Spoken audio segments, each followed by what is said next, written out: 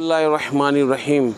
शेख सादी रहमतुल्लाह अलैह अपने बचपन का वाक़या बयान फरमाते हैं कि एक मरतबा मैं अपने वालिद मोहतरम के साथ पानी के जहाज़ में सफ़र कर रहा था तो रात का वक्त हुआ तो मेरे वालिद मोहतरम ने मुझे जगाया कि बेटा नमाज़ पढ़ लो, तहज्जुद की नमाज़ पढ़ लो। तो मैं उठा।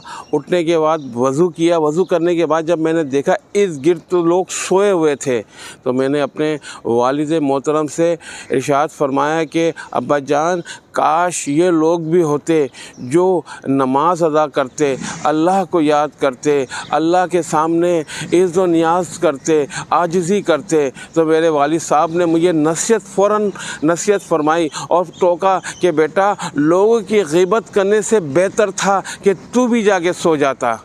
ये ऐसे लोग हुआ करते थे, ऐसे अल्लाह वाले हुआ करते थे जो बचपन ही से अपने बच्चों की तरबियत करते